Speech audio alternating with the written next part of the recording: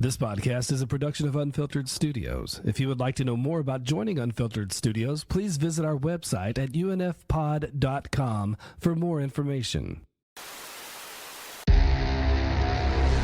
Detective Superintendent Schenk. We need to know where he is. Look, I know he's in prison. Except he's not in prison.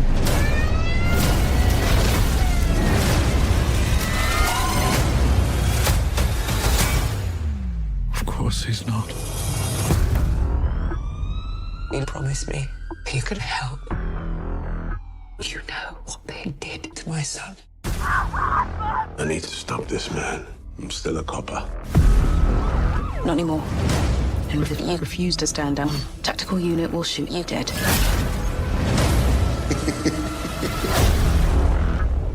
Something's coming. John, I looked you right in the eye. Because I was curious. I wanted to know if you'd see it in me. Because that is who you are, isn't it? The man who knows all about people like me. Why does he make an announcement? He wants the world to think he's a bad dream has come true. It's funny that I get him before you get me. Make it 50. I know this man. I can live with what has to be done. See me now. I am enjoying myself. Let the nightmare come. Because I'm ready.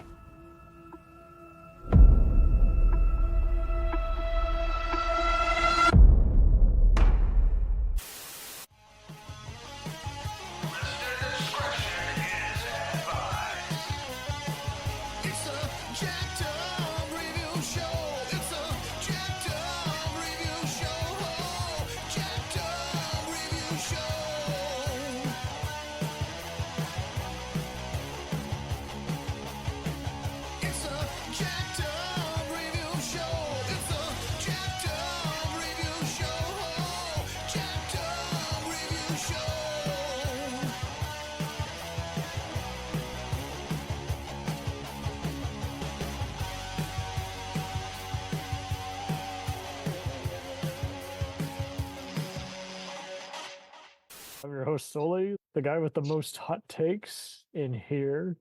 I have the greatest, most sociable terrorist known to mankind, Oreo. Cobra! I love how you're going into wrestling mode. All right.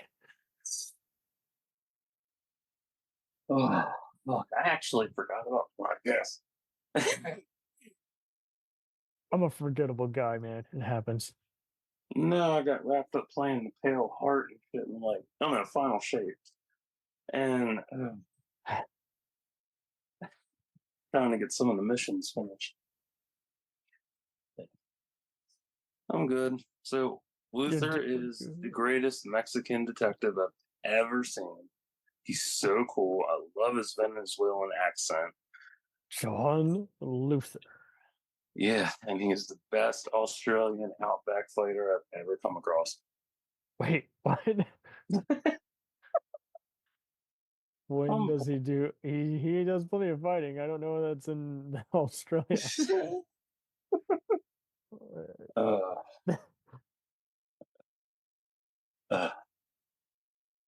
had it all day. Anyway, Idris Elba, Man Crush Monday. He is awesome. Perfect. Yep. So I was late to the party. I would see bits and pieces of it. My sister and mother were watching it when it was on Netflix, and That's when I watched it. I didn't even watch the movie yet because I'm just like, damn it, all this stuff. That's all good. No spoilers. So basically, yeah, I mean, 5 years, it was on and off again. It was one of those, like, when I was about to get into it, I'm like, wait, it's just not coming back. You know, it's a weird season layout. Like a couple episodes a season. Like, well, that's how British TV usually is. It's 5 episodes, but it was much like The Rock when he was doing the HBO show Ballers. I'm like, wait, it's coming back? I thought this was it. Nope, he's coming back again. Okay, I guess that's it. Nope, that's finally it. Okay, cool. Uh, It got compared to Prime Suspect and Criminal Minds because it just, again, you got this guy who's already disgraced but good at his job, and yet he just Mrs. Morgan, a serial killer who yeah. tries to seduce everybody, and who she's also a vigilante. And I mean, his best friend betrays him in the first episode, Ian Reed. How ironic is it that he poses as a crooked cop to take on a drug dealer, and Mhm. yet he's actually crooked? What a total irony. And then decides to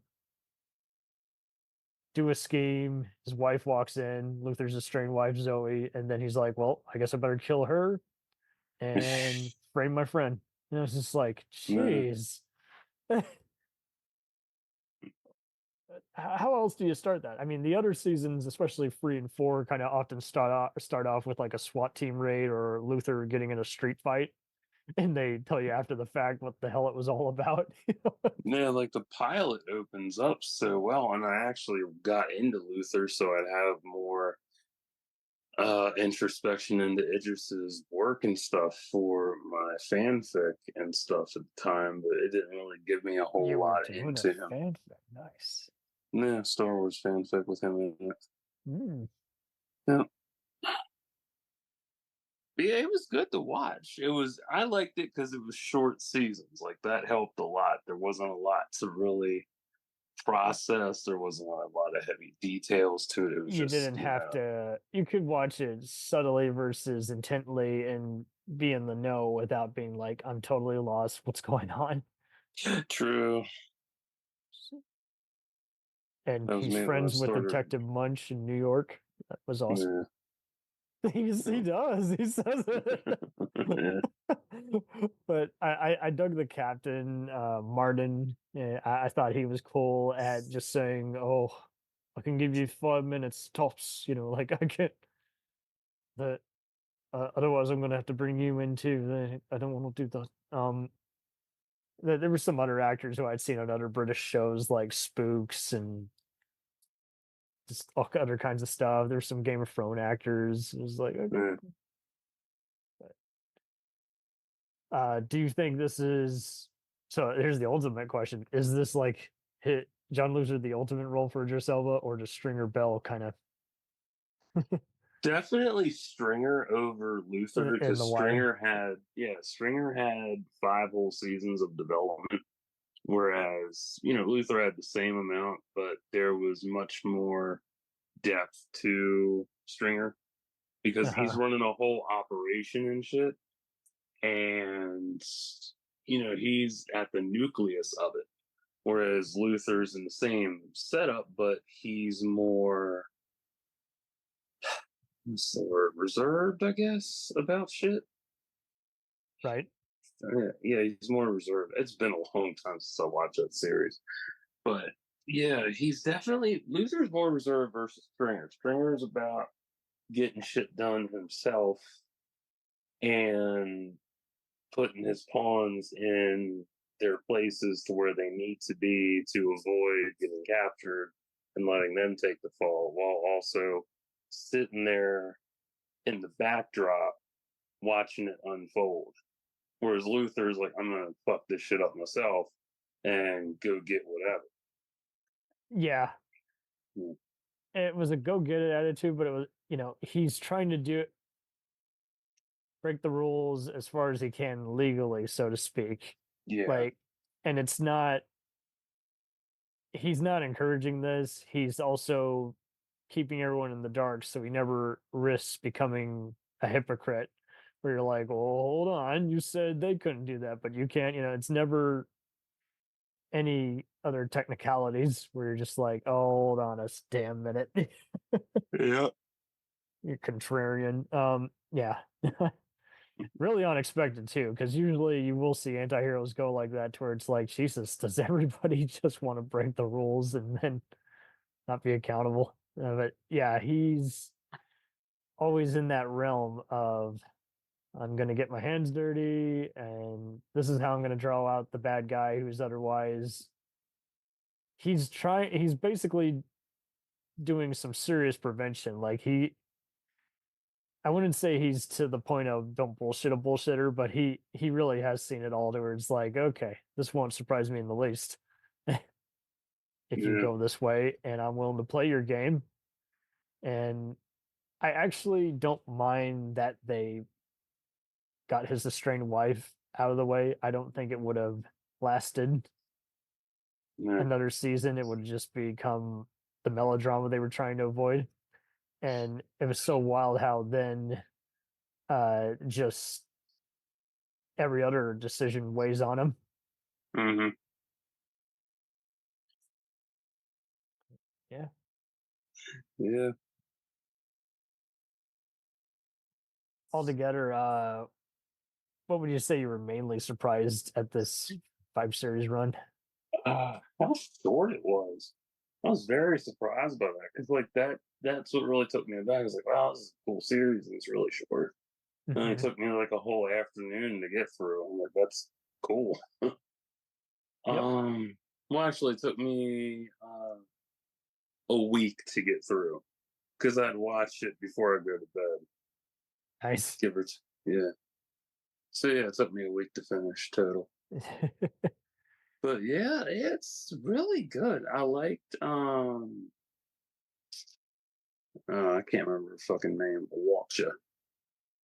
I liked her. She was cool, and how her dynamic with Luther was really Yeah, intertwined. That was fun.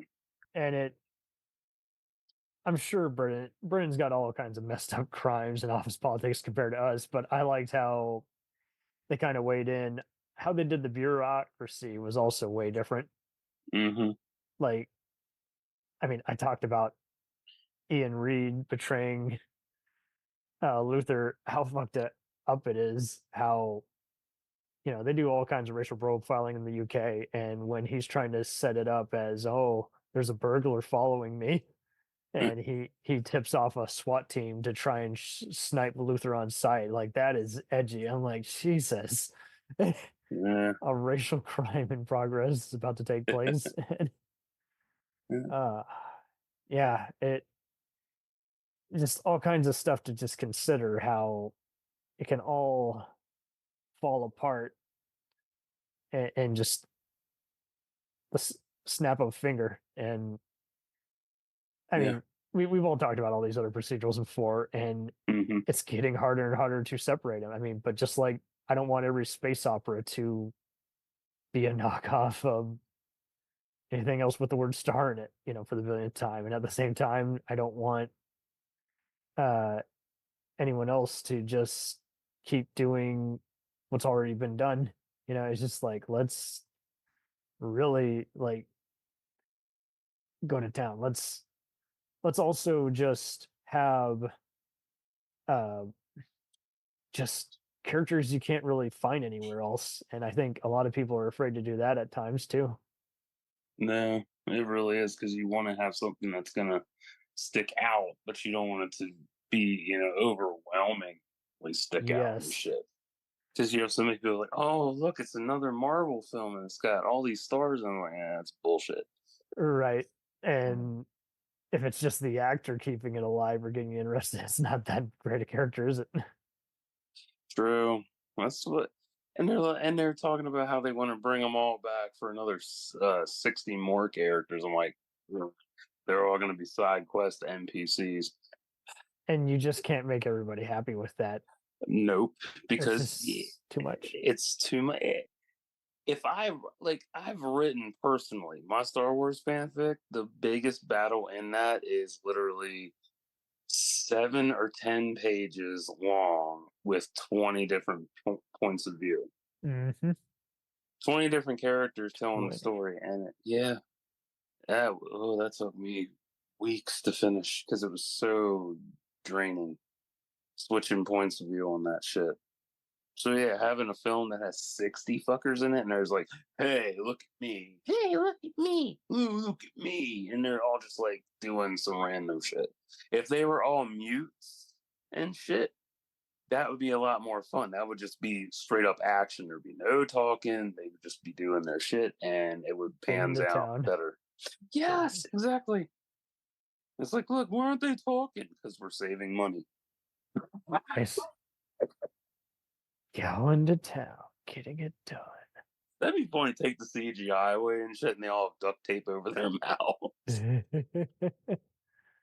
What? They can't even afford to have their real mouths shown. You said you had this together. What the hell? Oh. So I think Luther is just as crime solving also stands out in some way because, like, for a while, everyone was doing the whole CSI bullshit, chinkies, and then they were doing trying to be like Vic, where he's breaking the rules, but it's for his own gain. He's basically a gangster with a badge. And then, then you got the stablers of the world who are good at Unhinged solving in the their own way. crime. Right. And then they get demoted by their boss or told to go home after helping. Go home. You did too much. I'm a cop. I know my job. Right. We got to toss the case out, even though you stopped someone from getting raped. Blah, blah, blah. Yeah. And yeah, we tossed the case. What? End credits. What the fuck was that? I'd be so pissed. And then next week, it's like, oh, we're not even going to talk about that. Yeah. Fucking quit. Geez. So, like, I guess what's interesting about him is just like he's not nonsensical. He knows what he wants and he goes and gets it. Yeah, if someone will tell him he's out of line, he'll acknowledge it without dismissing them.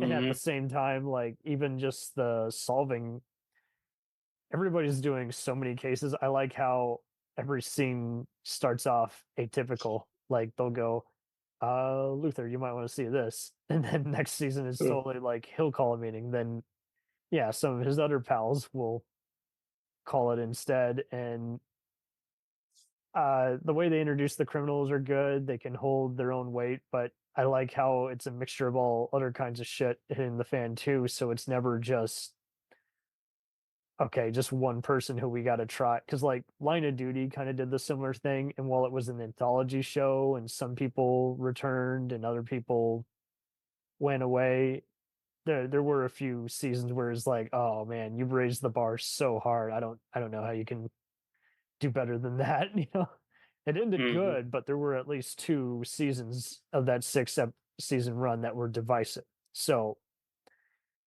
this, who knows, maybe it is a testament to that Idris was taken off with the movies and he knew when to just say, hey guys, I think we got this. But kudos to the movie though. Like, a lot of critics who did like it thought it did a good job of being a return for the fans and a good standalone fugitive and on the run. Final ending to it as well, from what I heard.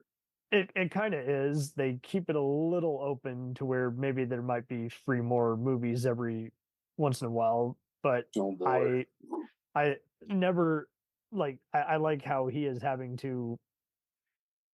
Once again, what's really a shame about him is he keeps getting framed by these fuckers who are relentless, and he's always in the wrong place at the wrong time. But he's not an idiot. Like they give you a lot to think about instead of, if he's such a good detective, why does he do X, Y, and Z? But I love how he never gets engulfed in evil. I thought it was really a cool villain role for Andy Serkis. He's like, hey, I'm going to lure you out and try to pay all these sickos to watch me torture you on TV. And what's her name? Cynthia Erivo. She's an British actress and singer, and she was really good here. You've probably seen her in the Harriet Tubman movie and a few other things, but HBO's The Outsider. But she was really good there. But man, there were at times where I'm like, I feel like I'm watching a Speed type movie with these bombs going off, and a Fugitive type movie where the hero is finding unusual ways to break out of this prison. And Richard Roper, who I've never cared for as a critic, just gave a very just half-assed review, acting like it was so implausible. I'm like, motherfucker, you have loved some of the most outrageously infamous movies, and this is an exception. This, I mean, Some be critics are consistent. shit. All I ask is consistency. Just say, it wasn't my cup of tea, or it worked there, it didn't work here. But like, he was just like, no, it's ridiculous. I'm like, this It one put doesn't some know time. what it wants to be. It can't be this. It can't be that. It can't be this. It can't be that. Wow. It wants to be smart, but it's dumb in places. I just couldn't get into it, so I tried, but it was too woke. Yeah. yeah. Apparently, fire is woke now for some stupid reason in the Star Wars fandom. I don't know why. What? I'm not investigating. I don't give a shit. I just think it's stupid that an element is now considered woke. Is it because that means the character is a flamer? I don't know. I don't know. I don't want Better to not let them see Firestarter. They'll call that completely woke. Jesus Christ.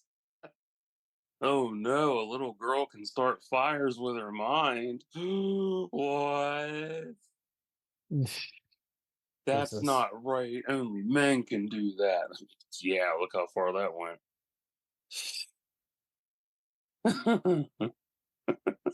Jesus. So Yeah. man, You just got so racist right there. Oh.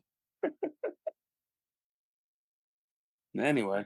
I'm Luther, I think, is just interesting in that he also has some very creative Thought process. yes. Yeah, just those Yeah. quiet moments without, hey, we're trying to fill the time. You know? Yeah. That's what I liked about the pilot was that opening for that with him and the I can't remember what the fuck he was going after. It was a hostage situation, I remember that, but I liked how he handled that. I was like, wow, that's really good shit. That really surprised me because I was watching that probably late last decade, so maybe 2017 or so. I got into it.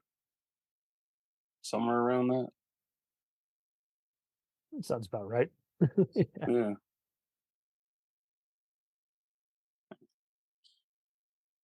Yeah, I mean, and so since it's been almost 2 decades, like this is a role that will be Yeah. with him for a while. Yeah, definitely.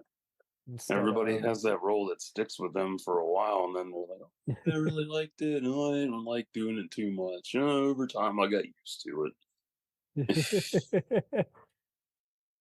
I know Idris doesn't typically watch his own acting roles, but I think that is actually to his benefit. Like if you've lived it, you don't really need to watch. Yeah. You know it's awesome. I mean, I see so many people just being snobs or like, "Oh, dare you not give yourself enjoyment?" I'm like, well, if there's some awkward scenes or something, or it's taking time away from your family, yeah, you're not thinking about that.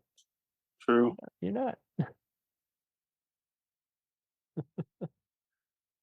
Oh man. I mean, yeah. I wouldn't be thinking about it either. I'd be kind of like, hmm. And to everyone's favor, I mean, you need a hero who, again, isn't clean cut. He loses a bunch throughout this whole show without feeling like they just ran out of ideas and that's the end of the movie. But it also wasn't to the point where I'm like, he's so clean cut, he won't lose anything. Yeah. And it's a different take because you don't have your basic layout. Because everybody's so used to that basic layout shit. And it's just so cliche. And when I Yes. say basic, I'm talking, You have your He standard opens cop. up, tracking shots, hearing nothing but phones ringing and No, like annoyed pimps and hookers alcoholic. being lulled in, and you're like, come on, Eh, I've He's seen an that. alcoholic. He's recovering. He Yes. smokes cigarettes. He's trying to Cheated on quit. his wife. Yeah, he's going through a divorce. He has child support payments. He has a bitch on the side. He's in the closet or some shit. It's like, make it unique. Come on, man. He's got a pet dog or The a Closer cat. was good at having everybody like observe each other and be like, "Who you looking at?" Oh, I thought you were talking about that. So it was darkly humorous in between the let's look at the diagram and how we're going to organize a raid. And they would Yeah. do what they also did very well on Homicide, where they're playing pranks on each other, where there's like, "Who stole my apple?" No, it was one of you bastards, asshole. I know it was you. And then Chicago Fire does a good one of where everyone is like playing a deck of cards or cooking and I giving shit about each other from last night's game that they bet on, and then they always get interrupted by the inevitable call. mhm. Yeah, I watched After Luther watched it some 3 of that. years ago. Sweet. Yeah. But it's not easy. There's plenty of other ones which, like you say, do it wrong, where you're just like, I don't feel like anyone can lose anything. Yeah. What would they lose? I don't know. It's interesting because there's so much they can lose, whether it's in their sanity or their job or other shit in the process. Mm-hmm. Definitely that. Yeah, I mean, and then we've talked endlessly about stuff that doesn't know when to just call it quits. But there seems to be also just like, I don't know, networks not communicating or being like, oh, we actually do want more of that. Yeah. It's Or you like, have the clashing between the star and the director and the director and the network, and all three of them are bitching and moaning, and then somebody gets let go in the process. It's like, dude, just do it. Don't be stupid. I mean, if anyone popular listens to this and you're working on a show now and you want to have creative control, talk about it with everybody. Don't just be like, oh, I'm going to have creative control. You can't do shit. Talk to everybody before you go fucking around and listen to everybody's yes. feedback first. Oh, I do actually need this gig. Like if everybody chips into the pot, the show can fly. The movie can be great. It can have good chemistry. You can have your lightning in a bottle moment. But if you're just like, oh, I'm in charge, you can only do what I say. I choose how all the sausage is made and the cheese is cooked. That's like when they announced Taskmaster and shit for Black Widow. I was like, oh, dude, Taskmaster's awesome. He's going to get Black Widow and have her make a sandwich. And people got so mad. They're like, that's horrible. That's misogynist. I don't even know. They should just pull a Christopher Nolan or M. Night where they don't even show you, but they hint at stuff. So that way people don't have time to reject something before it's out. Exactly. It's like, don't tell me your budget. Like, word, I hate that. Like, what is that? Culture Crave on Twitter does that. They're like, the movie had a box office budget. It had a budget of 100-something million. It's only made 100 million so far. I'm like, clearly garbage. Well, not necessarily. Maybe. And everybody's mad at Furiosa. What do you expect? Like, honestly, dude, half of today's movies should just be straight to video on demand. Yeah, I mean, I get why. We talked about that before. I get why it failed. I get that because Everybody is expecting big Marvel films, and we're not in that era anymore. Yep. And two, it was Memorial Day weekend. Everybody went away for vacation. Yep. Like, Well, let's say it no, hadn't. I mean, they no. would have found some other reason. Like, I'm sure And you they've heard. pulled Furiosa from 880 theaters already. That Yeah. sucks. That tells Sucks. me someone didn't want it to be successful, and I don't know why Warner Brothers seems to always have this. Like, they have people who do the minimum, so to speak, and you're like, that's not enough time for anybody Word. to make a profit. Word. Like, it's so wild because I look at it and I'm like, I hope I'm gonna pick my theater, see if it's still playing there. Because I was gonna use, since I have a free movie voucher to use, I was gonna use that so I can go see it. Because I signed up with the theater rewards program, and you get different rewards. You get free soda, free popcorn, free movie, and I stack that shit up, and it's fun. Because if I get Stack enough, it up, just like Luther solving a case.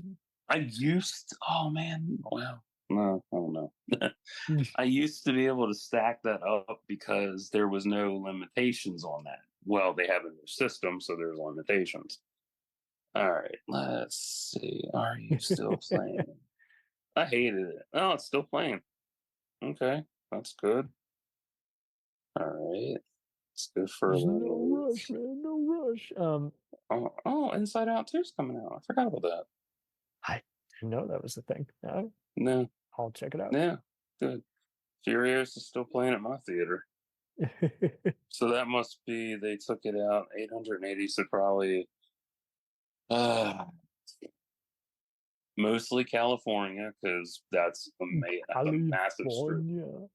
Well, Cali's got I think 300 libraries by itself. Going back to Cali. Yeah. Cali. Going back to Cali. Yeah, imagine most of it got pulled from California theaters, and then just down the South and Midwest too. So, yep.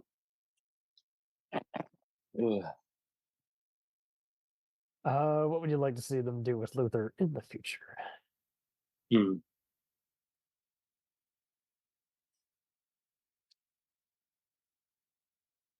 Besides become a Highlander. I'm just kidding.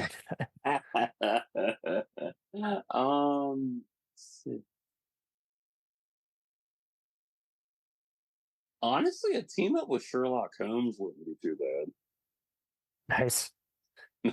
I mean, it's the same fucking country and shit. Ain't no country I ever heard of. Yeah. I don't give a shit. I'm going by what I know geography wise. I'm old. Leave me alone.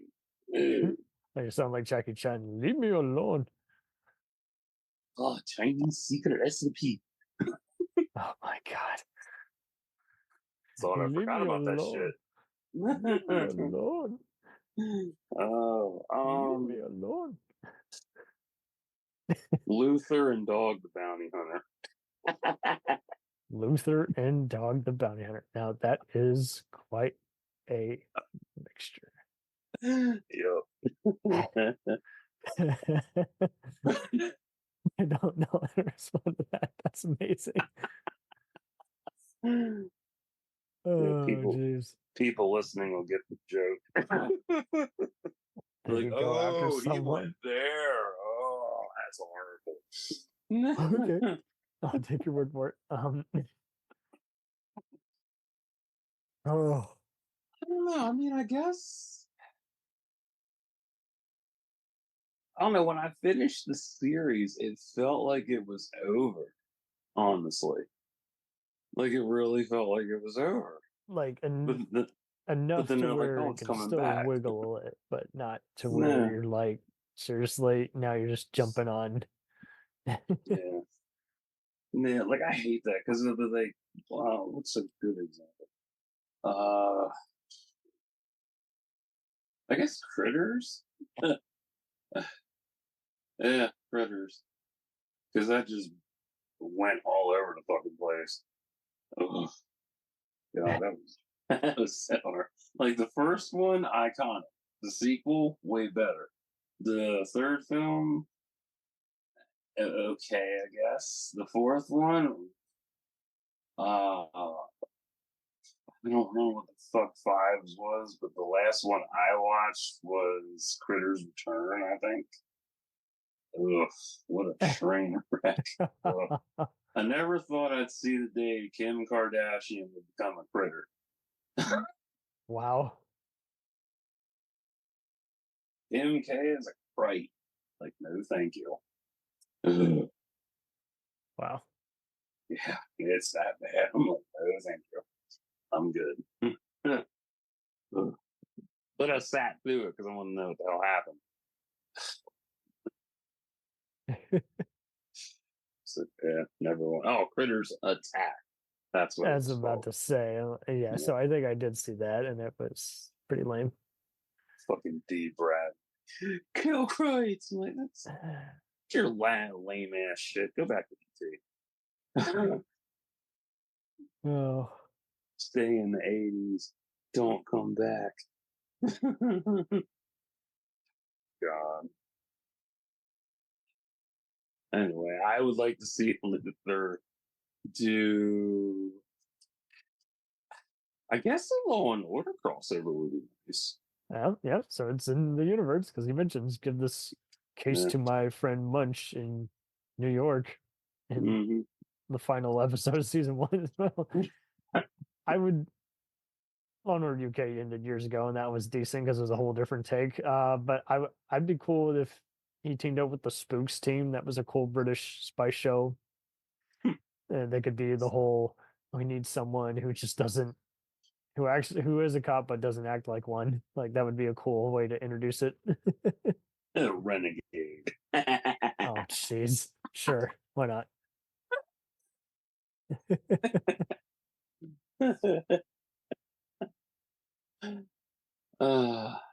Nash Bridges. They were gonna bring it back, and then I guess the TV movie they aired didn't do that well. Which is a shame because I thought it was perfect with how they tied it in with how they're investigating violent internet crimes, people fighting each other. And Mm. Yeah, that reminds me of Homicide when they had the internet killer.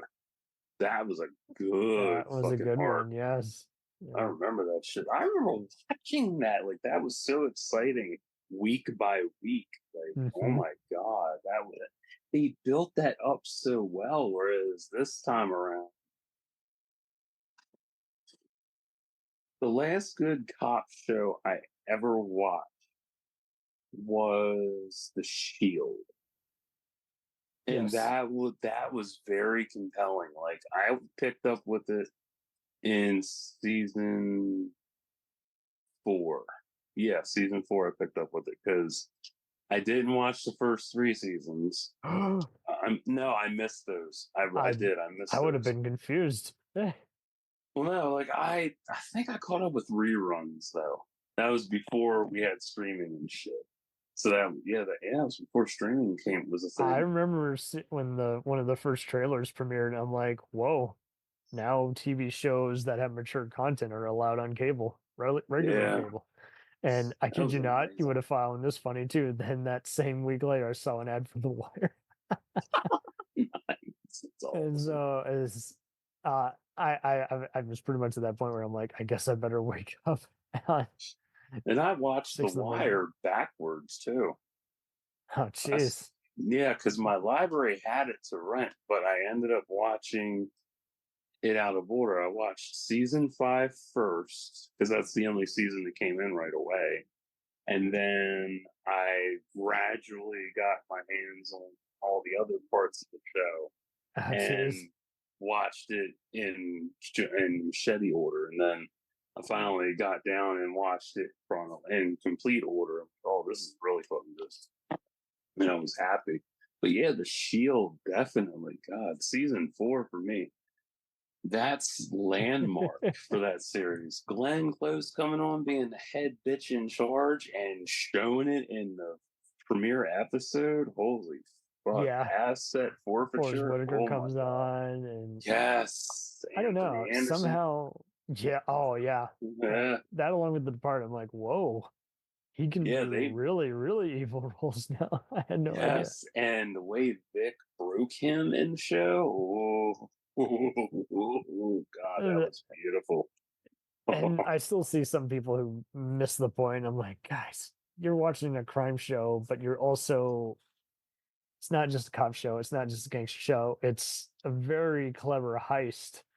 Hmm. And either way, someone loses something. And, Yep. Yeah, and at the end of every episode, somebody did lose something. They really did every time. and just the songs they picked were perfect. Hmm. Lightning crashes. The way it was used was so unlike any other way I've seen it used. And Uh, it was unusual alt rock, but it was also just like every bit of music just felt like it belonged. Like when they played rap music in the clubs, it was very uncanny. And I loved how the character, they didn't just, I would find out something unusual about all these characters as they went on. yeah. Even the And Black Ranger was on there. yes, he was. The Oh my original Black God. Ranger. A real piece of work. But it Yeah. was so funny how It's like, he no, even Zach, what films have you done? the We'll return after these messages. If you like small town mystery, crazy news, and wild history, then the Florida Men on Florida Man podcast is for you. Each week, Josh Mills and Wayne McCarty bring you the absolute best Florida has to offer.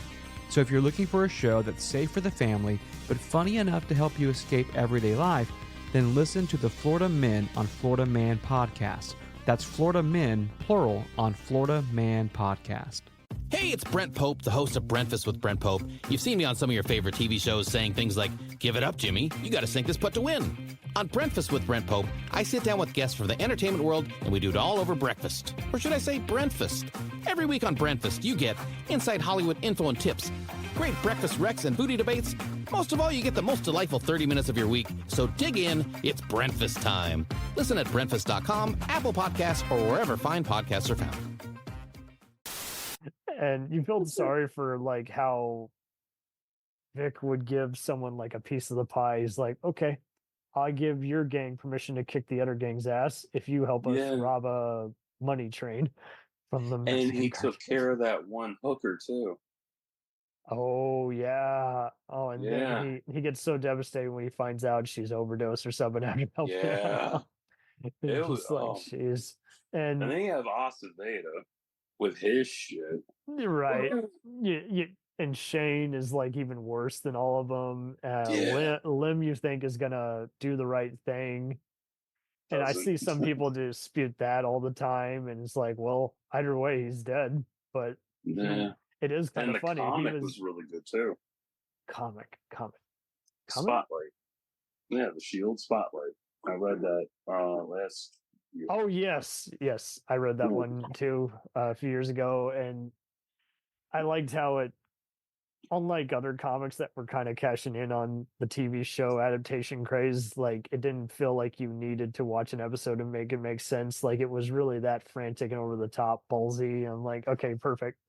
It's Yeah, showing how they usually get caught in a gunfight and have to get there before 911 gets there, and sometimes they Mhm. have to fake 911 calls just to Yep. avert them. Oh man, and It's a shame the Shield and the Wire never crossover. It'd be so perfect. especially considering they had some of the same crew. Clark Johnson directed a bunch of episodes of both. I mean, hell, the creator of New York Undercover even wrote a few episodes way back in the Nice. day, and I think it is interesting how Sean Ryan and a bunch of his crew worked on Nash Bridges, which is, and you're like totally different kind of show, but I'm like, it makes sense if you see how they film a lot of sarcastic crime solving, well, for what's ultimately a campy buddy show. And this, the show was just like, it was just so hard to describe. And I would see It was a people change of pace. That's what it was. It really was, and I saw other people who were unsure. They're like, I don't know, man. What's it doing differently than Sopranos or Training Day? I'm like, trust me, like, It's uh, way better. the fact that you thought there was going to be a narc staking him out the whole season was like, nope, Terry did. For real. Terry did, and Yeah. kudos to any procedural because I mean, again, it can't just be like I like the Irrational with Jesse L. Martin, who you know from The Flash and Law and Order, because Yeah. it's a professor trying to find out literally who caused his burn scars in a traumatic house destruction years ago. Who burned me? All right. It was How one to of get Mark Hamill's burned? characters. How to Stop get playing with burned? matches! Oh man. Seppo did it! No! If it was anybody else, though, it would probably be Soapy or something, or just some other bullshit. And I think the other thing is, it really does depend on who your showrunner is, because I see so many people who's like are very talented, and yet you look at what's being displayed, and it's like, yeah, whatever's happening here, I feel like either the lead star argued with the directors, or they were too focused on getting it done and not letting it breathe. But there's other times I think the main issue is we have evolved so much as human beings that we just don't have the same attention span that we had years ago either. So Yeah, that's true. when I see a show that comes out, I'm like, you got 5 episodes before I hit eject, you know, like it's but in this case it's digital, so it's really just I'm going to stop recording your fucking show instead of this and that. And it also is just like I don't know, like it used to be pirate your show. I'm instead gonna of pirate subscribing your to show. Yeah, there were times where it sometimes like they would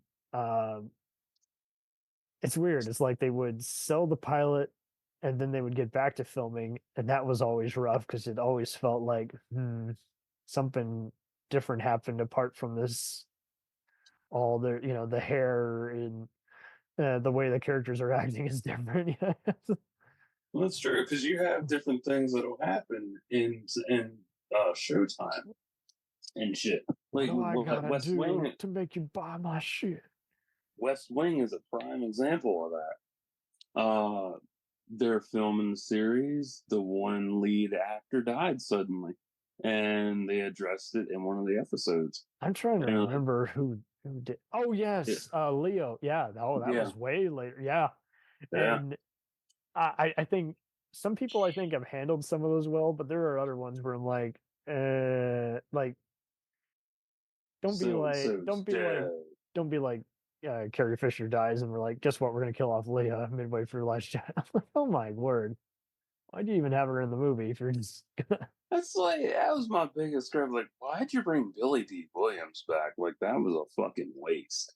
Absolute fucking waste. just to imitate frames of what we've already seen before. We don't the thing is they hire people to do homages. It's like I don't want to see the same movie again. I want to see something new with these characters I love. Mm-hmm. So if they're gonna do more Luther, like they better have him like find a impossible but cool way for him to clear his name completely, where it's just like maybe he's at a courtroom and some neo-Nazi terrorists like come in, shoot up the place or some shit, and he has to escape while also find a way to thwart them, you know, like do something like that a prime minister would be like, you know what, I'm going to give you the equivalent of a presidential pardon in the United States, you know. Or better yet, that'd be cool. He immigrates to like some other state or something. Like, yeah, we'll make you a transfer or some shit. Yeah.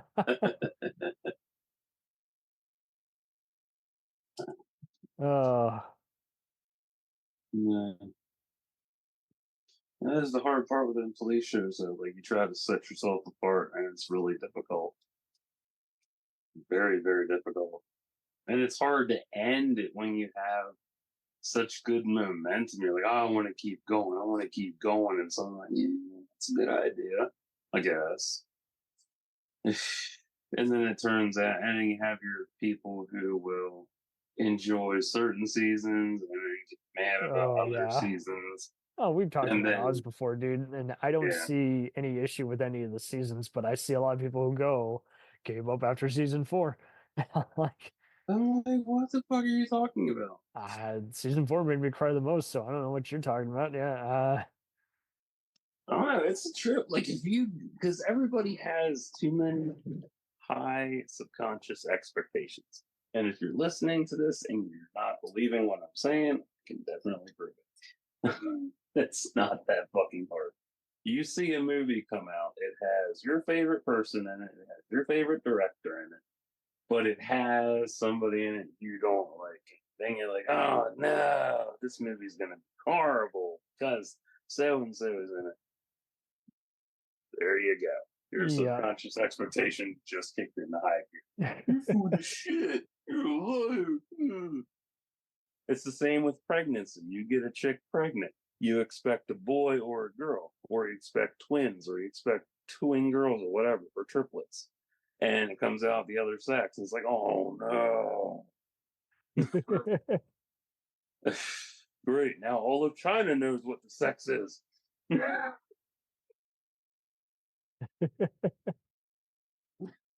So sad. It is. It's like if you just let go of your stupid expectations and just enjoy it for what it is, it's not that fucking hard to do. I have to have expectations. I don't know how to live without them. When you're fucking lost, dude, you're a waste. That's why you'll never be able to enjoy anything properly because your expectations get in the way of enjoyment.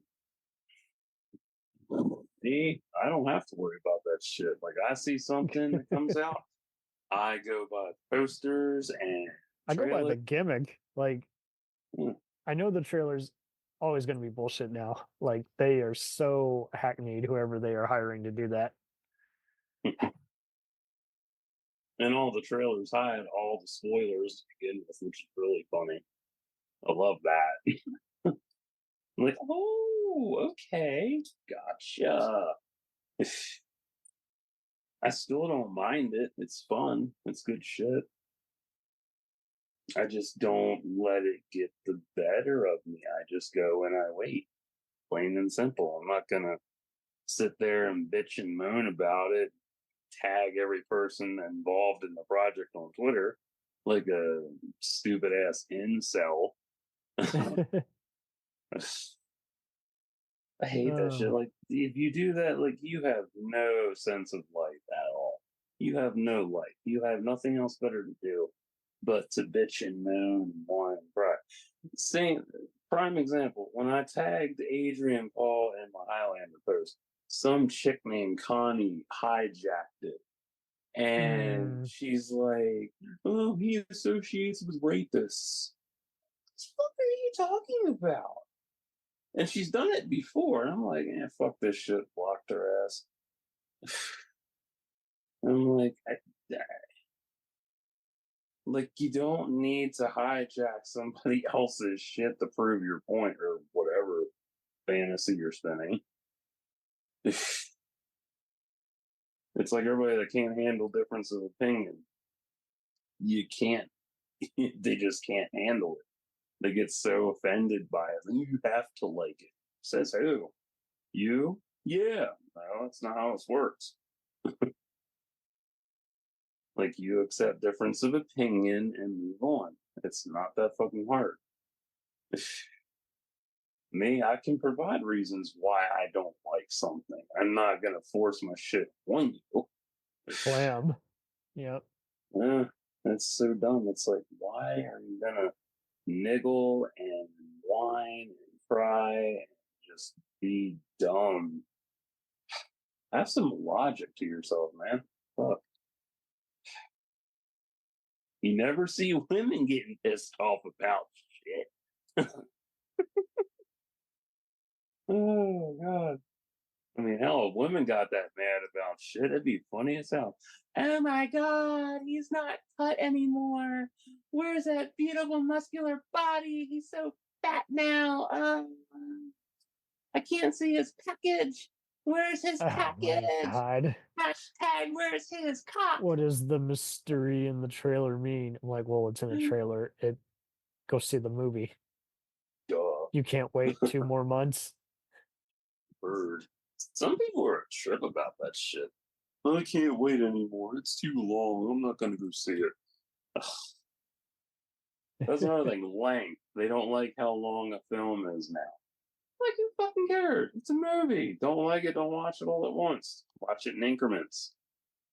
I ran into that shit on YouTube with one of my book reviews. One guy wouldn't watch it because it was 17 minutes long. I'm like, really? That's too long for you. Okay. Whatever.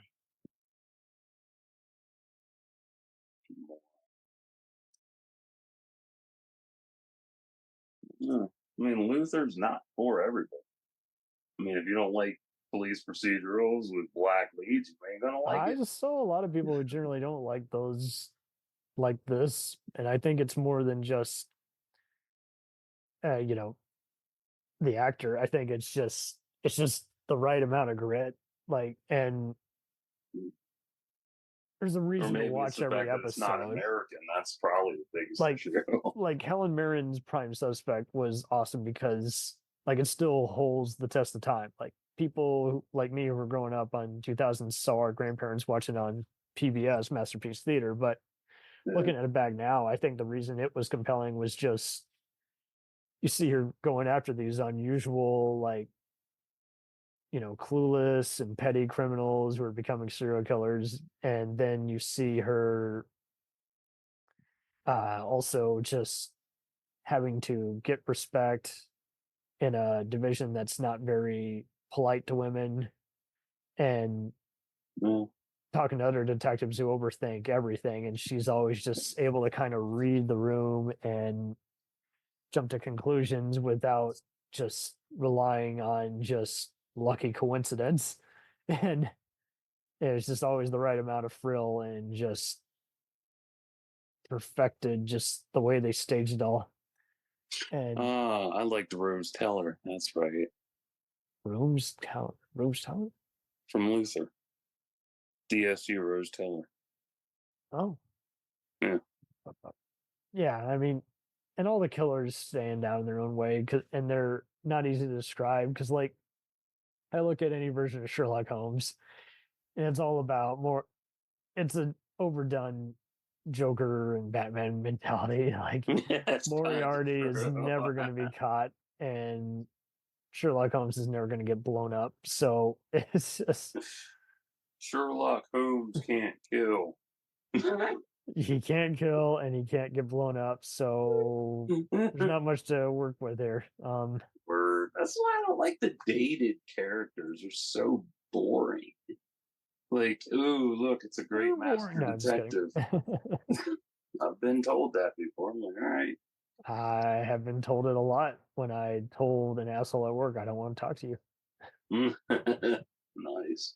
It's just like, well, I'm going to have the same stupid conversation tomorrow. And because your ass has memory loss, hey, man, don't curse. Oh, you're one of those guys. All right. Oh, God, I had that the other day on my channel. Don't curse. Yeah, some bitch watched my Atlantis the Lost Empire visual guidebook, and she's like, please don't say bad word, it hurt me. I don't give a fuck. I was like, nah, bitch, no bueno. And then she comments again, she's like, you need to stop saying bad words, it hurts my heart. I'm like, my channel has an NC-17 banner for a reason, dear. You don't see me coming on your channel or coming into your home and telling you how to act, do I? Oh, Lord. And then she deleted her whole comment and said, oh, I love this review. It's awesome. Like, and I was like, quick to change your tune. Trolls, man. Trolls. I'm like, really? Like, bitch, Get a room. I've had numerous people tell me not to swear. It was uncalled for. It wasn't needed. Like, this is my channel. Yeah. I've had a lot of people tell me not to swear. Dude, fuck you. It's my channel, my rules. Don't like it, don't watch. Plain and simple. Wow. Yeah. People think they had. It's funny. People. And those same people who do the whole "don't politicize my movies," but then they politicize it. It's almost the same deal. Don't gatekeep me, but I'm gatekeeping you. Mm-hmm. These same people, they get these. They have it in their head that they have some subconscious control over you, and they really don't. Like, you're not in my bubble. I'm not in your bubble. Fuck off. You have no control over me whatsoever. So stop it. Stop thinking you do in some subconscious way, like you don't have control over what I say or do. You don't see me coming into your place and telling you what the fuck to do. I think that's what I like also about Luther. Like, he works with so many different people, and when he walks in, he literally, I love how they scope him, the filmmakers, and just showing is like, I'm talking to the elephant in the room, and that's you. And we, the audience, feel like he's talking to us, even though he's talking to the other guy who's being an asshole. I just love that, and because so many other people again would just rely on just the performance and just go, it would be too robotic. Yep. Oh man. Robotic. No, that reminds me of Jonah Hex. How? No, I like that movie, and it could have been severely underrated. It's trashy fun, but they rushed so much of that. Ugh, and I'm so mad too because I liked it at first, but then I was like, nah, they rushed way too much of that and left so much shit unexplained. And I'm like, I was so mad. I was like, man, this could have been an underrated gem. Damn. You like Jonah Hex? What? Josh Brolin hates that film. And that has no bearing on my feelings. But it has too. No, it doesn't.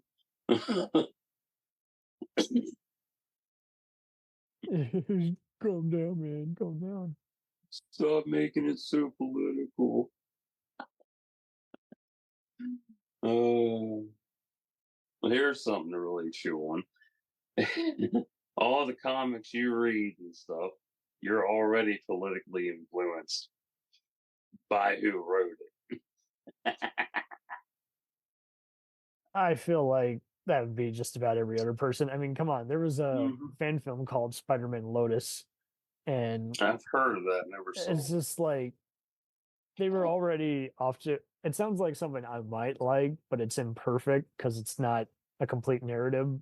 But the main issue was they started doing the whole, oh, our movie's going to be bigger than this and that. I'm like, don't do that. Don't compare yourself to all the big budget movies, because then you attract all the trolls who are going to defend that stupid, overrated, big budget Spider-Man movie. And at the same time, I mean, apples and oranges, we can like it all, we can hate it all. It's like, that's just make it and put it out. Yeah, I saw some of those Star Trek guys doing that with some of the other newer movies and shows. I'm like, fuck off. Fuck off. And when we did a ranking, I saw some people who were like, I refuse to watch those fan films. I'm like, well, come on.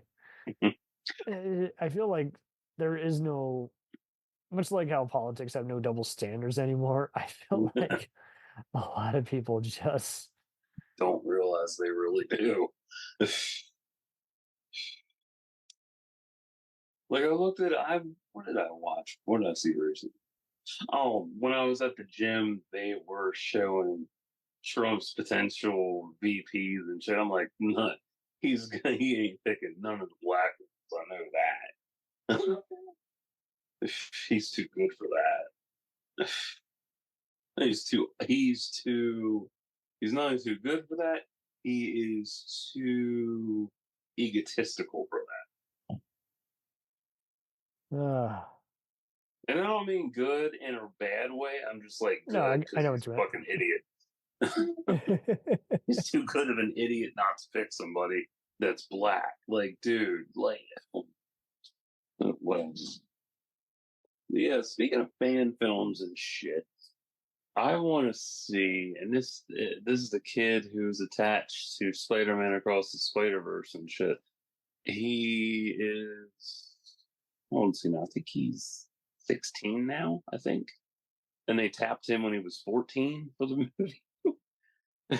And he's done, he did the Lego portion in Spider-Man. And he's been like casually now and then releasing little snippets of Lego renditions of the film he's done. I'm like, I asked him, I was like, I know you got a full Lego version of Across the Spider-Verse, don't you? But he probably can't release it. Because his work is really good. I'm really impressed at that age. Like, damn, that's really good. But it's like, I want to see all the shit he's got on his laptop and shit. But, oh, well. Like, give me a Lego version of Spider-Man. That would be a lot of fucking fun. Fuck. But, oh well. Lego Luthor, funny. Lego Luthor. How about Lex Luthor takes over the Lego company? Oh, God, that'd be funny. But I know you're talking about the TV show Luthor. That would be funny if there was some Legos of that. I mean, I've been seeing people do illegal action figure customs, and there's plenty I would love to see them do. I'd be like, I'll blow my bank account right now and make some, dude. I want to have these on my desk and make it look like they're all wrestling with each other and shoving a gun in each other's face. What are you doing? Yeah. Speaking of that, and going back to Legos, there was actually a convention I went to, Galacticon, in the Howard County Fairgrounds in Maryland years back. And this convention was okay. Like, what fucked it up the most was having. Oh my god, Oreo cursed. Oh no, fuck. What fucked it up was they put the early election voting booths in the front entrance and then put the Galacticon signs in the back. Battle shit Galacticon. Sorry, go ahead. Yeah, basically. It was decent. It was all right. It wasn't the best, but they had vendors there and they were really cool. One of them was selling counterfeit Legos, actually, different custom minifigs to buy. Yeah, 5 for $20. That was a good deal. And I told the guy, like, I made a suggestion that he could sell them for, they were 5 each. And I told him he could easily sell, 5 for $20. And he looked at me dumbfounded. He's like, why would I do that? I'm like, you're a seller and you're going to ask me that question? Really? Why would I do that? I don't know. Maybe move product faster. I mean, whatever. Sorry. I mean, if you want to, you can. It's not that hard. It's like, fuck, it's right there. It's not that hard. Like, dude, why would I do that? Like, idiot. Good Legos, though. I bought 5 of them. Because it was a 5 for $20 deal. I was like, it's not bad. So, I was happy with what I got. But still, the stupidity on his face, though, like, and the response I got, like, really? That's like having sex with no lube. Why would I need lube? She's already got lube. Like, no, dumbass. That's not how this works. Right. Don't use it at all. Just like you need to understand there is a lot more to it than just not needing lube. You need to really lube because a lot of women Big step back and lube. a lot of women can't lubricate right away. It takes time. They need help. You need to get a whole fucking manual and just read before you jump into the shit. You need to take a big look very carefully. Mm-hmm. I'm gonna try anal. No, you're not. It's easy. Just stick it in. Nope. Nah, that's not the first step. Oh man. What's the I first also step? I loved also how this show was good at describing just graphic stuff without getting over graphic, because I think for a while we were all cool to seeing just crazy, SVU. there you go, just violent shit, and then it got to where it's like, okay, I've seen it all. What haven't I Yeah. seen? And I think we're just to that point where we not only have seen it all, but we're also just kind of sick of just seeing this, just variations on the same shock value. It's Or like desensitized. we're desensitized. We're also, you can only see so many shocking things before you're just like, okay, I get it. Oh no, uneven boobs. We Oh, need more so- plastic. that one needs a little bit more air. Where's my air pump? Makes sense. Give me my bicycle pump. I can fix it. No.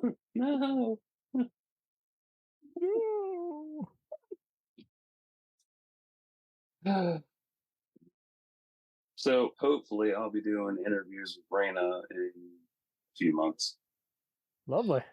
Yeah, because she's taking Rita summer Freeman off. Watts from the Better Call Daddy call podcast. Daddy. You better call Daddy. He's gonna have to plug you up good. Well, now you make me want to do a variation of Dennis Hopper and Speed. Don't mess with Daddy.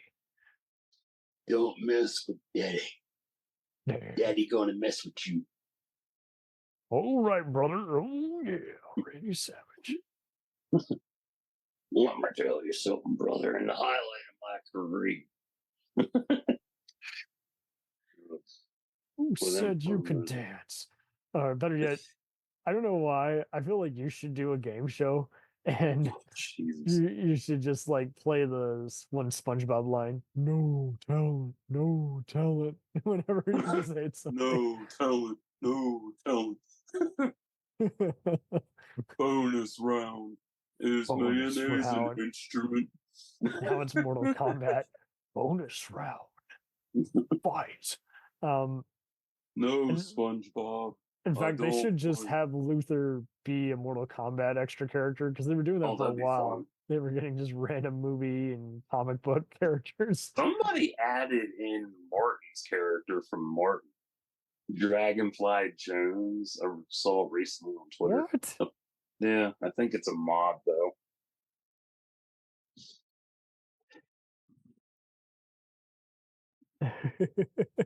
Yeah, I saw the video. I was like, that is Martin Dragonfly Jones. But that's funny. I never watched Martin, maybe 2 episodes. But Martin Lawrence in not canceled yet. I still can't believe Bad Boys is actually making money at the theater. Yeah, well, I cracks me mean, up. if you don't go, you'll get slapped. So Well, true. I don't know.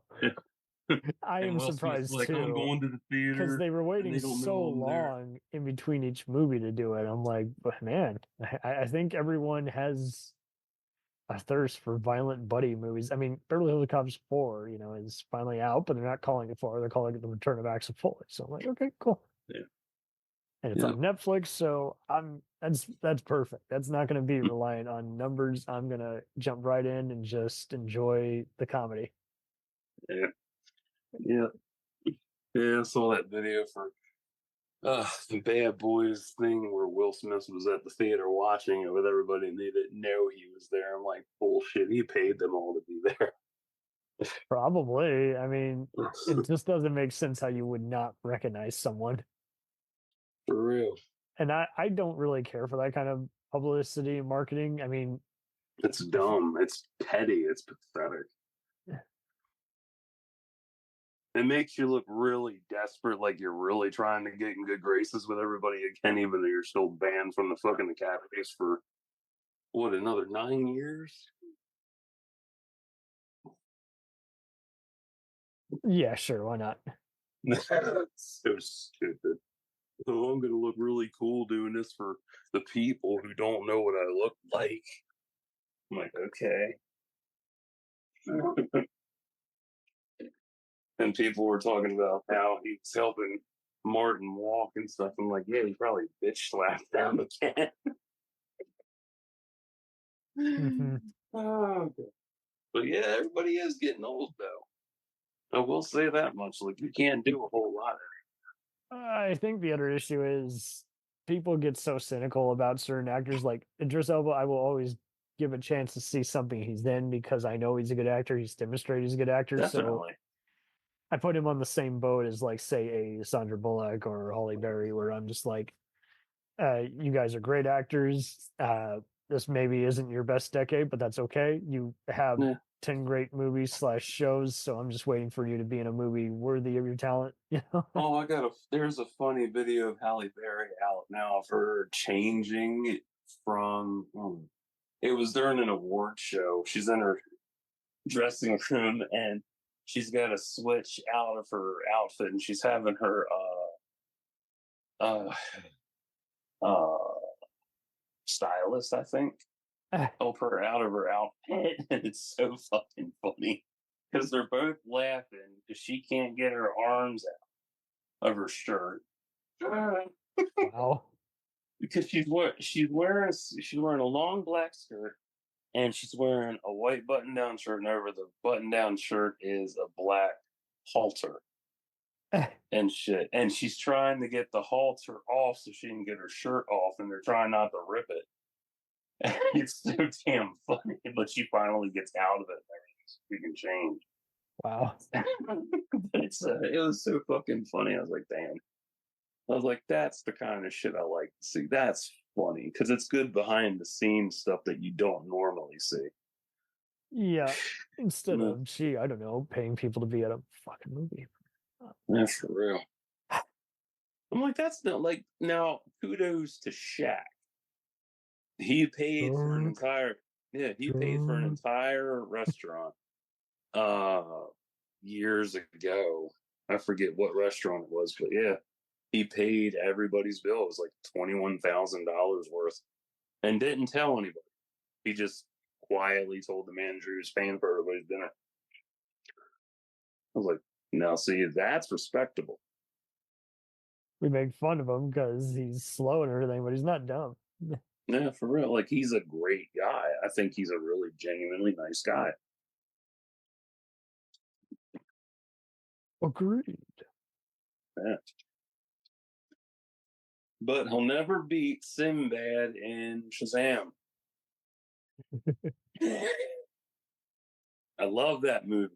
Nobody tops Sinbad, man. I like him as Steel. Yes, that movie. I'm gonna kick your ass. It's such a good movie, but it's so bad too because so bad is good, man. So bad. Yeah, pretty much. Like, it just, I did my review on that. I was like, if it had more development in the characters and fleshed out some more stuff, it could be an easy underrated film. But yeah, it's just stupid pop.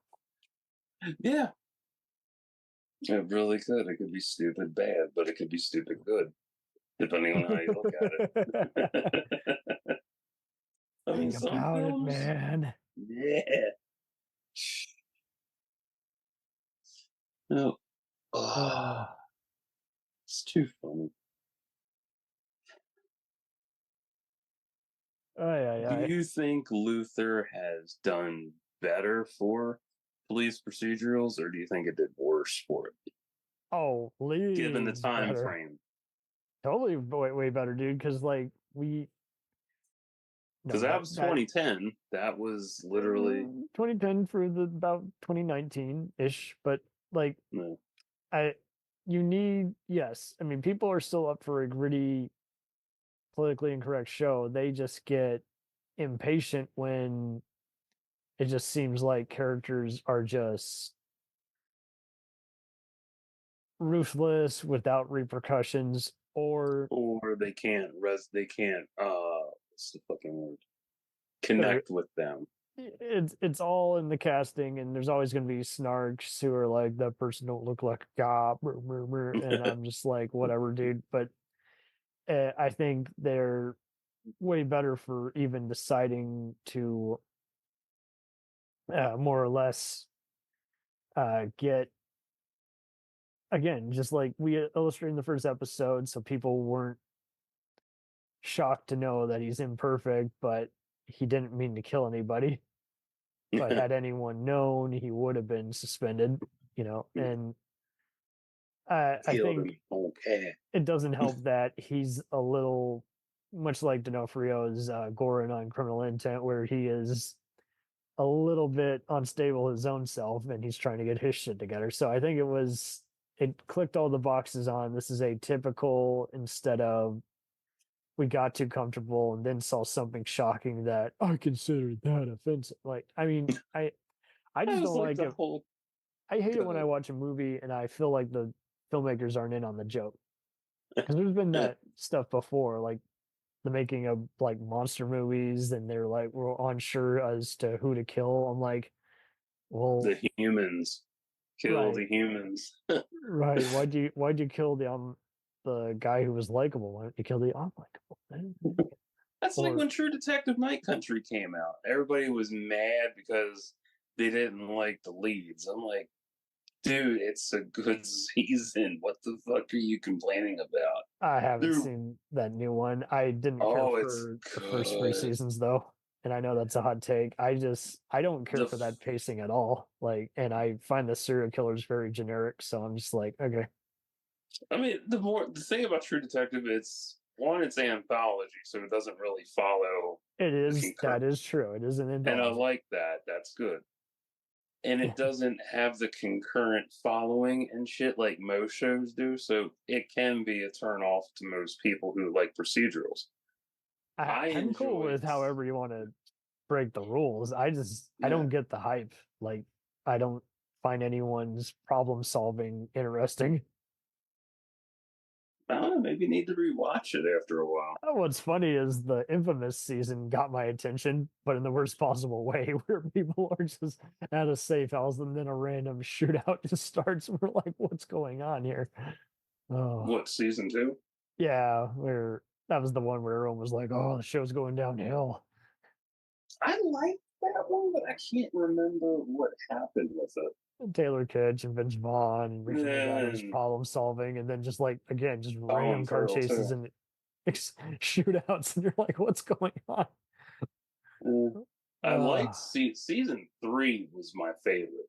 That was really nice. It had an interesting cast, but like I just didn't find any of their interrogations or walking around interesting. It's not for me. But I think I notice, to your point, people aren't good at explaining anything. True. They just like, I hate this. It's bad. Sopranos fans are real assholes. They act like, oh, it's the only good thing on HBO. I'm like, get out of here. Plus, the final season sucks, so fuck you.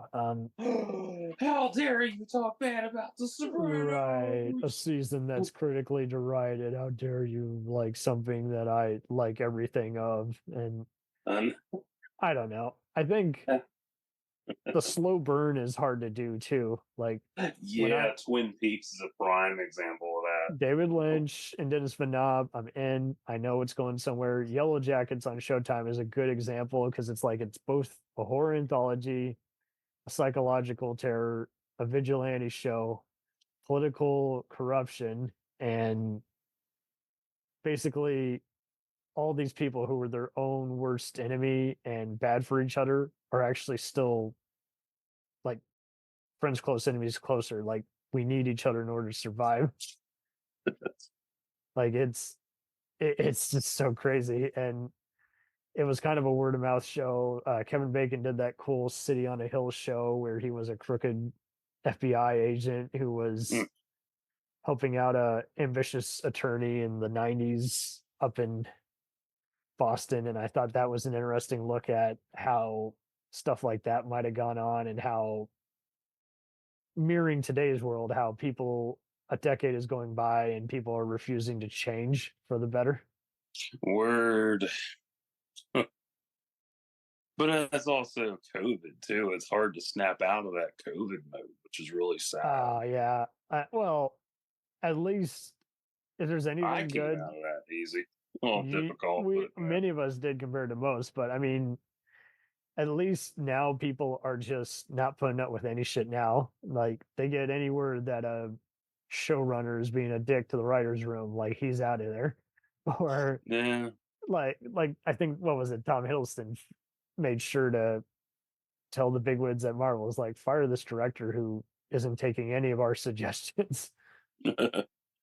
Is like, they're just here for the money. I'm like, yeah, that figures. Because I think that's what I also hate. Stop hiring filmmakers who just want a quick payday.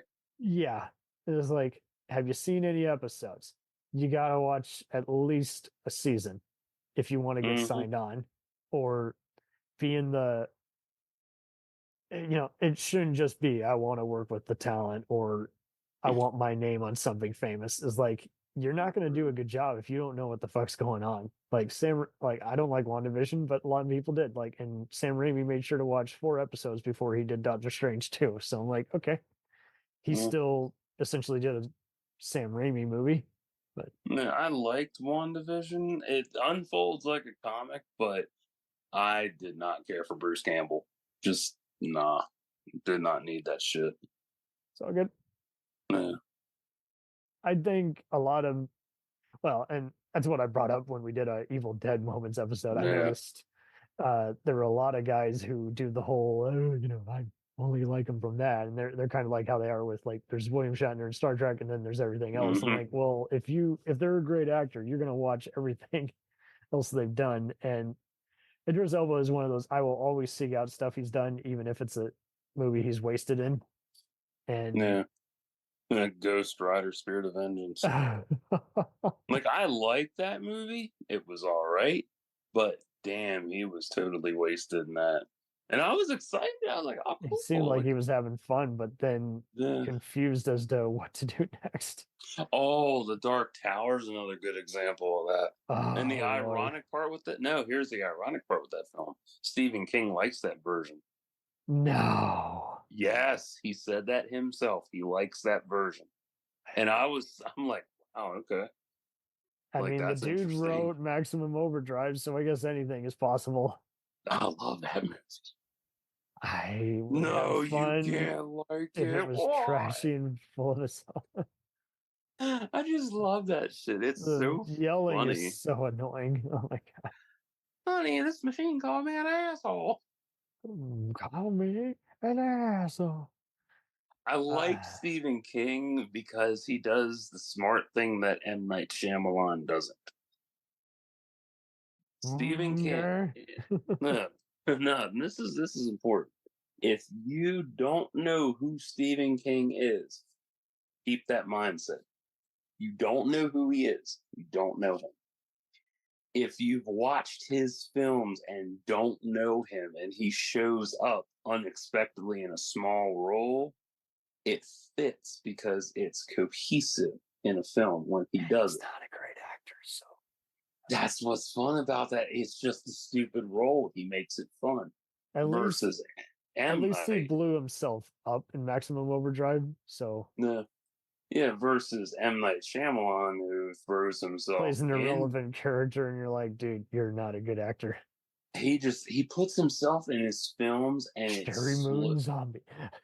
It literally slows the movie down to a grinding halt because of how he talks. And I hate him for that. It's like, oh, I'm like, because I hate that when I saw, because I was watching some of his films years back to see how they were and whatnot. And man, the worst film is Lady in the Water. Oh yeah, Absolute worst. I like it. It's a The good Village has story. interesting build up, but it's that second hour that is just like It's like, incomprehensible before you get to the cop out ending. it's like you don't need to talk so fucking much, dude. You're killing your own film. And you have a great cast, but you won't shut the fuck up. Whereas Stephen King's like his easiest role that I like is Oh yeah, that. I think Pet Cemetery. Yeah, I think it was Pet Cemetery, where he was the priest. Yeah. Yeah. Oh, that's right. He is the Yeah, he was a priest, and he just gave last rites, and I was like, that's beautiful. And going back, I didn't know who the fuck he was. I'm like, who's that dude? He looks so cool. Like, with who's the that? stone Like, that's face and Stephen the King. Clint I'm like, Eastwood look. I'm like, that's Stephen King, really? Wow. Okay. Cool. And it makes you want to look for his roles in his future projects. Because you're like, oh, here His comes fans can Stephen be King. really snobby though, kind of like in a Clive Barker kind of way, where you're like, "Shut up, you're gatekeeping, and you haven't even read his books. You're just going with, yeah, man, it's the cool movie to like." And the Stephen King books I've read, sir, listened to. I find that he Dreamcatcher, has good ideas, but not always great execution. Dreamcatcher, Green Mile. It's another one. Oh, The Girl Who Loved Tom Gordon. That was really good. I'm surprised they never adapted that. He's got reasons, and sometimes they don't make sense. My favorite, From a Buick 8. That is one of my favorite audiobooks. I love that story. It's so damn good. Always about Shed B. I can't remember how the hell it ended, but I remember like it was so fucking captivating. And Girl Who Loved Tom Gordon, you would like that, I think. Maybe. I mean, I like the ideas in Cell, for instance, but the dialogue was really laughable. So, I mean, it really, I think, depends on one's mood Yeah, and how he does the idea. true. But I don't take many of his fans seriously because some of them are just jumping on bandwagons. Like, I love Stanley. What issues have you read? I don't know. No. Oh, so none of them. You just like his cameos. Got it. Okay, cool. That's how you tell generations apart. Yeah. It's so pathetic. It's like, oh, he's so cool. Like, no. You're not going to get laid from this dude. I think you should just be For real. honest. Like, you're not gonna get into the club properly if you don't know how to recite the Godfather's the best, man. Like, no, it's not. French Connection's way better. I love French Connection. I hate that movie. It's a piece of shit. What? Jeez. Well, how dare you spit on Gene Hackman's legacy? Fuck. I love that you're speechless. I don't know how we got here. Because it all connects. Great car chase. The hero of the movie, everybody, is a racist piece of shit cop. True. And I'm glad we're past that trope too. Oh my god, that trope is so outdated. There's your police officer, and he's Archie Bunker. I hate everything. Fuck all the races. Like, yeah, okay, cool, great, moving on. The one movie I liked that was smart about its plot twist was The Girl on the Train. I hated that movie. Never I took liked off. it. I liked it because it put a spotlight on domestic abuse and how women are abusers too. Instead of your typical, oh, I'm gonna beat the shit out of my wife. Like, Oh, she's beating the shit out of you. Okay. Gone cool. Girl did it better. I vaguely remember Gone. Oh, I remember it, but I have not seen it in a long time. Like, I remember the premise and all that, but it's been years since I watched that shit. Now I'm reminded of Mystic River and Sean Penn's crying. Mystic Matter River was underrated. A Perfect Murder I thought was a good spotlight on people assume things about each other, and then by the time you realize the truth, just like grisly shit's about to go down. Like, and I saw some people who have loved all sorts of movies, like The Pretentious Mystery too, ripping character studies, and I saw some of them be like, "Ah, that movie's a piece of shit." I'm like, really? This is a big change of pace for freaking Andrew Davis, Mr. Thriller guy. I'm like, you're going to go with his more dumber blockbusters where he had to compromise with studios and ego-headed actors and say this is his worst. No. Collateral Damage. That's the worst film I saw was Snowman. That was so stupid. I mean, I was already not a fan of the guy's girl with the dragon tattoo stuff, just because it's just so. I like the original. The original version of that's good. I didn't finish that trilogy.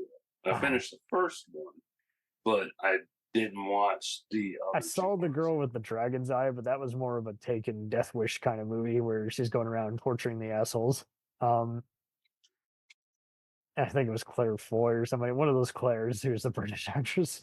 Damn Claire! I thought she was Asian. Nope. Wait a minute. Wait. The original one. Yeah, the original one was Noomi Rapace, who's like a German. No. What nationality is she? She ain't Asian, no. Swedish. Okay. Ah, there we go. Yeah, her. I saw that, and I did see the remake with Daniel Craig and shit. I was like, I tried watching the remake. My sister was obsessed with it. I'm like, I guess it's not for me. There's a lot of stuff blowing up and torture and everything, but I'm not getting much of anything. So, Kiss the Girls or Along Came a Spider? Ooh. I see. You're an Alex Cross guy. Nice. I have thought of doing a special on James Patterson. I have more fun with Along Came a Spider, even though it goes into the shitter in the last act, but just like very predictable ending, not worthy. And I don't like how they kill Gary Sinise, who is a shame because like Michael Wincott's a great actor and Sinise is a recurring villain in the books. And as a movie, you're just like, I thought this guy was going to be the main villain the whole movie. So overall, Kiss the Girls is probably the better one, just because definitely Ashley Judd was just so heroic, and it's kind of ironic. I didn't think that was a strong James Patterson, Alex Cross book because there was just so much rape, and they wisely had to be just kind of a let's do a stakeout, but everyone's in the car kind of just losing patience and everything and overthinking this. Just this. And Carrie made a great fucking film. Yeah, Carrie Ells was great, and I liked how it kind of reminisced about just it implied a lot of Southern terror and other stuff without going into the billion Signs of the Lambs 7 knockoff. And I thought it was also fun how just the whole let's play chicken. Yeah, let's just see who goofs up and shows their hand. And I think that's the other thing too. Like Alex Cross is such a worthy movie adaptable character, and unfortunately they done him dirty. They just had not given him people who understand the material and know how to make it different. Because like Morgan did good with it. Yeah, no, he did great. That is the character that should, much like Robin Hood and Zorro, just keep being readapted. And instead, it seems like they keep giving it to people who want to make it just be a 2-hour version of SVU or a overdone Taken thing. And it's just like there's way more to it. Like I like Alex Cross because like he gets beat the fuck up and he finds a way to just kind of pick up his punches. Like James Patterson loves movies and TV and just like the average Joe, and he just puts that into his easy reading books. That's why I read a lot of them in women's lit, and you'll find that funny. But Idris Elba would actually make, I think, a good Alex Cross. Yeah. He's still in his prime too. Like he knocked out. I don't know if he would want to, but true. If they're going to do that, like actually adapt all the different characters and everything, like, and I don't know, in a way, Kanye West be Alex Cross. Oh Lord, and in a way, he was a modern day Shaft at times too, with how he would go to South Africa and trail these different international war criminals / serial arsonists. It was crazy. That would work. Idris is from the UK. Acne. He did a good job playing Nelson Mandela. I don't know. I loved him and Mandela. Oh my god, that was good. And I liked how it didn't shy away. Like they just showed him in the full as like, yep, he got his hands dirty. He was a freedom fighter before he was a leader. Definitely. Another good role of his is Beasts of No Nation. Yes. Yeah. That surprised me. I was like, wow. Just have him laugh evilly in every movie. Then it's yes, exactly. I love that fucking laugh. That laugh, that smile, his swagger all around, just like, fuck. Like, wow. Oh, yeah. Like, I wish I had his sex appeal. I really. Like, he has the best. He should do one of those liquor has the most interesting man in the world. Stay thirsty, my friends. Now, can you hear it in his voice? I can. Yep. Stay thirsty, my friends. Well, I'm spent. Already? Jesus. That's what she said. Yes, that is what I said. I suck it. That's right. I love Wattpad too. Oh. Oh, I gotta read your fan fiction. I gotta read. I gotta find a new home for it. OnlyFans. Damn it. Patreon. I don't know. I don't know how to use any of those fucking sites, God. No, I left Wattpad because they removed my entire erotica collection. It had have a new terms of use. Oh yeah, they do, and it's bullshit. Like it's basically you can't have anything sexual on the site. Jesus. I'm like, it's not. Let me read you the fucking rules of this. This is some stupid shit because I was so fucking mad. I was like, I just took everything down. I was like, I'm not gonna get myself pissed off about it. I was like, whatever. So, sexual content on Wattpad, pornographic content. Wattpad considers the content to be pornographic when it exists solely for the purpose of sexual stimulation. I do remember you telling me it now. It's just, I don't know. It just I had to have a moment. I was just like, yeah. Age of consent. Characters got to be 18 and it has to abide by the age of consent and not be in violation of Canadian law. Let's see here. You can't have glorifying sexual violence either. That involves rape, sex assault, kidnapping for sexual purposes, or sexual slavery. You can't have sexual role play or messaging, and this is really stupid here for them. They turned off direct messaging completely. You can't message anybody anymore. You can't even message the Wattpad affiliates, but they can message you and shit. You can't have illegal sex acts in accordance with Canadian law. It prohibits that where it describes including but not limited to bestiality, necrophilia, incest, or child sexual exploitation and abuse material. Such content will be removed. Most of my work, revolves around some of this shit, but not all of it, because most of it was me working through my own trauma and stuff that I've been through personally. So I was just like, you know what? Fuck it. I took it all. I completely deleted my entire account on there and deleted the app. I'm like, fuck that. That's no home for me. Like, that's a major slap in the face. Like, how are you supposed to post something that has erotica in it and it violates site policy, even though it's labeled, even though I labeled everything, it still violates it. Like, fucking stupid. Yeah. Like, I was fine with them taking down one of my pieces. I was like, all right, yeah, that's understandable. That does violate it.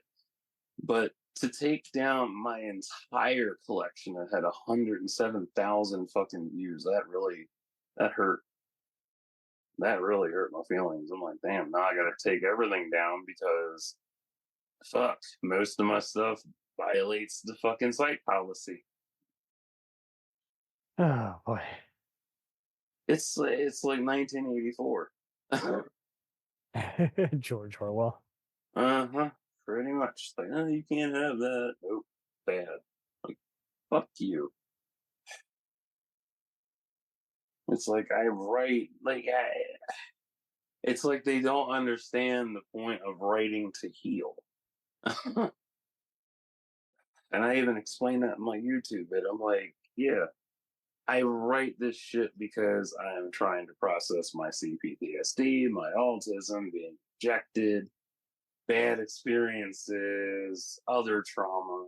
If you can even just do it well, like if and that's it is how you done write, well. that's how you write. So yeah, and I don't glorify it. I really don't. Right, you're not, but that's the kind of gritty worlds you right. So I mean, like, I don't do dark shit anymore. I'm done doing dark shit. Fuck that. That's no fun. That's too much energy draining. Like, I write, my erotica is tasteful. It's softcore, tiny hardcore, but not mostly softcore. And it's tasteful. Like, there's actual conversation, there's the acts, and then there's the end result, and then talking, and it's tasteful. It has a flow to it. It's not like, yeah, suck this dick, bitch. Like, no, that's dumb. That's pathetic. That's so fucking cheesy. It's like, no, there's details to this shit. Yeah. Like, I don't like the word pussy. Like, that's just so, it's too vulgar. It's like, ew. Ugh. And panties sounds childish. I'm just like, nah, I'm good. Like, I got tasteful shit, and I got some that'll turn somebody on some way. But for now, I don't have a home for my stuff. Well, no, I do have 2 homes for my stuff, but I don't know which one I'm going to stick with or if I'm going to go to a new place. So my writing is on hold till further notice. Let's get it on. So fuck you, Wattpad. I hope you burn in hell.